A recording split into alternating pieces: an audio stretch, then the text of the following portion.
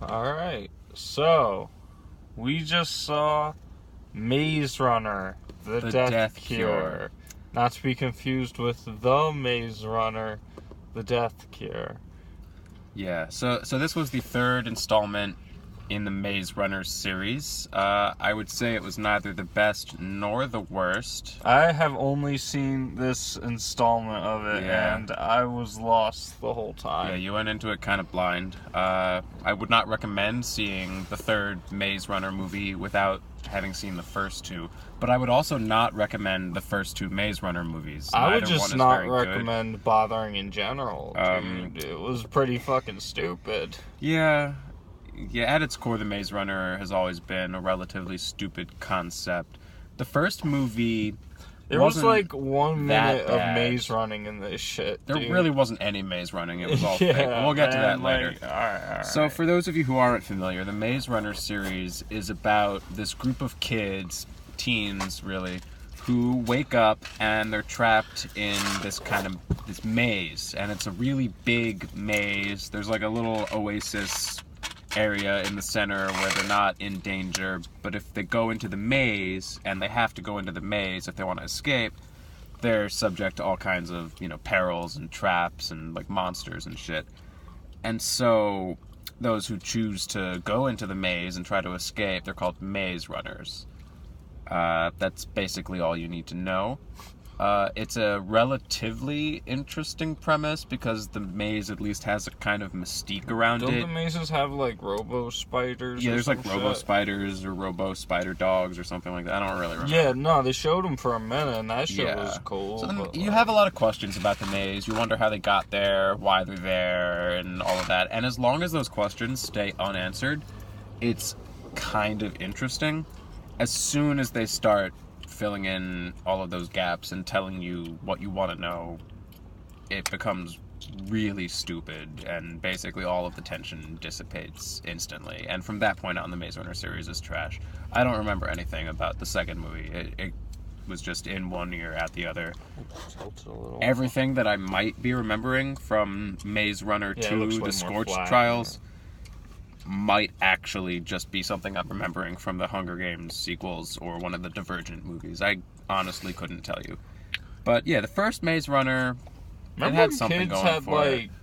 Remember when teen movies were about like going to prom and like detention and shit? Yeah. Now they're about like surviving in an apocalypse. Right, now they're about apocalyptic survival. Yeah, the adults, I wonder what the fuck caused that. Adults are always the bad guys. The evil organization in this series is called Wicked, for short. Yeah. So it's kind of subtle, but you can still get it if you're really paying attention. Maybe really something about this organization, Wicked, might not be. They might be up to benevolent. Nefarious. Yeah, they could be up to something nefarious. I don't know. You'll have to watch to see if that's true.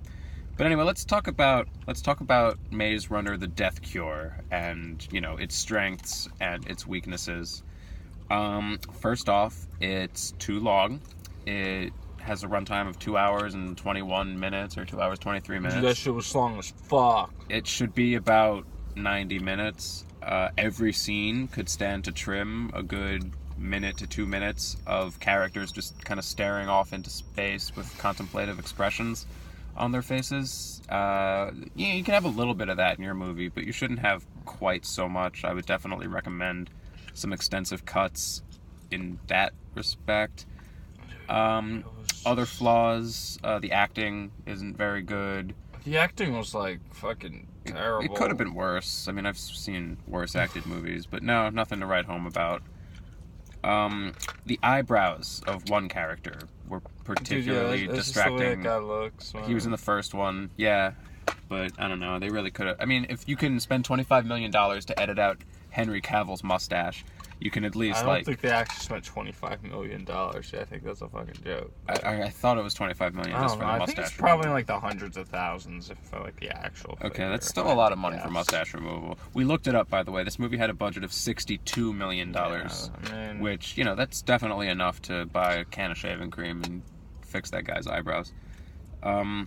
It was Let's just like see. every scene was about them getting into some predicament, and then they get rescued. And Yeah, then that's they the get other into another big issue predicament, with and the then Death they get Cure. rescued. The heroes Like, the plot never really doesn't matter. For, the heroes these never movies, actually dude. get themselves out of any jams. I can think of at least 4 occasions on which the people on the screen that you're following, they get into some jam, they're in over their heads, they can't get themselves out of it, and then some third party comes in and saves the day. And this just keeps happening. So they never really use their resourcefulness, or they don't really have plans.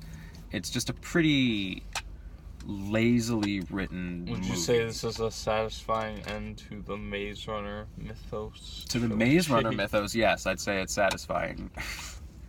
If So you're what's going the on an shit absolute about scale, with I like would not. the Oh, Maze so, Runner? yeah, so they make a maze.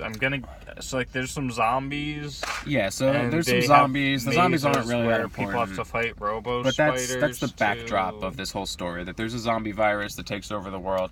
So this organization, Wicked, which might be good, might be evil, I guess we have no way of telling, I mean, they there's no decide words. that in order to find the death cure for the the zombie virus, they have to build these mazes, which are like city-sized constructs, and they're full of like death traps and stuff. robo And spiders. you have about 20 kids per maze. Now again, these are about the size of a city. You gotta figure each one must have cost at least a few $1 billion to construct. And you're putting about 20, maybe 24 kids inside each maze.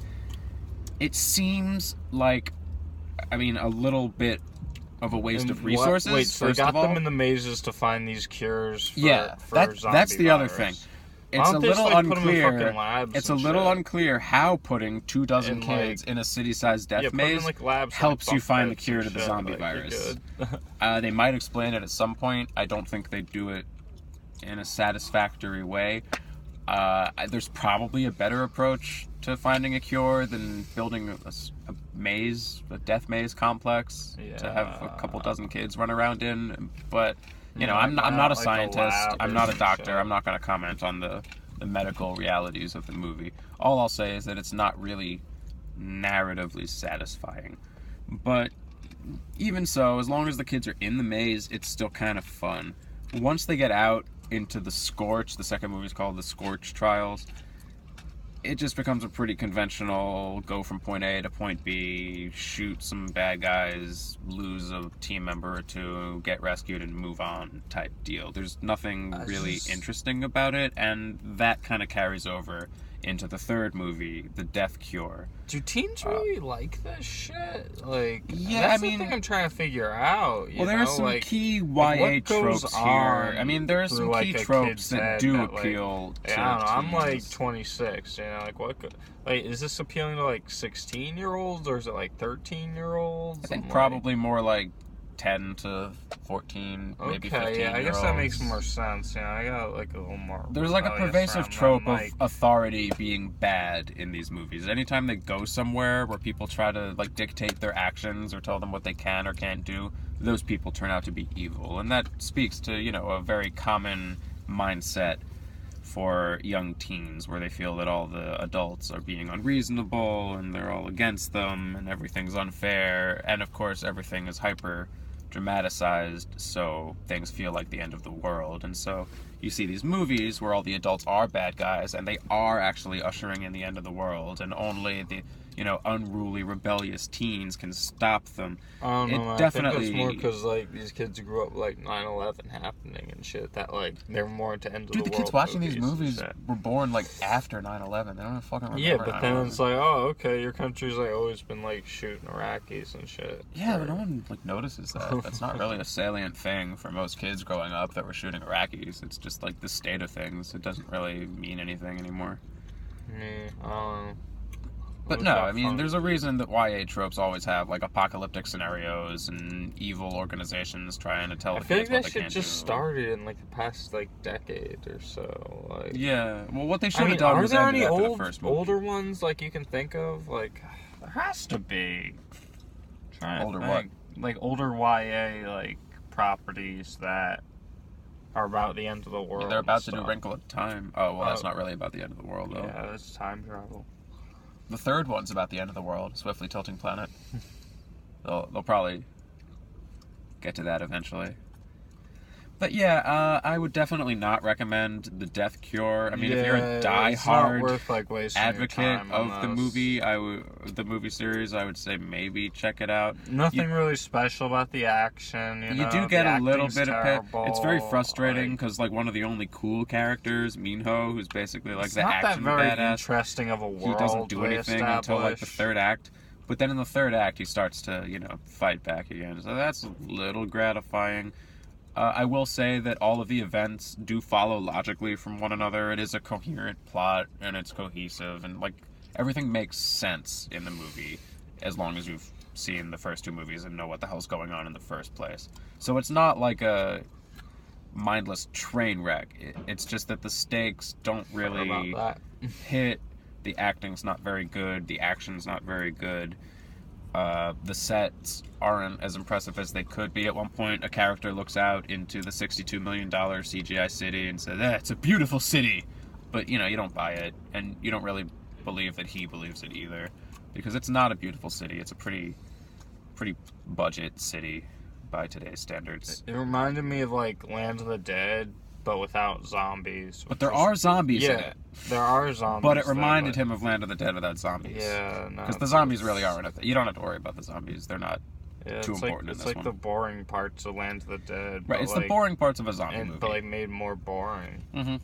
Yeah. And, like, I wanted to see Maze Running.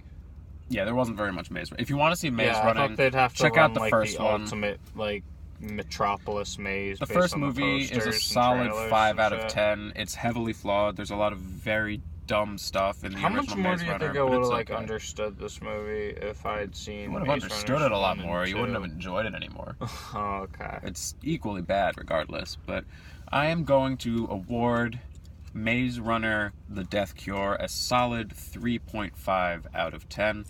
I think I'm gonna give it a 3, folks. Dude, that's totally unreasonable. You're crazy. 3 out of 10. I mean, that doesn't make any sense to me. But good night, everyone. Yeah, good night. Enjoy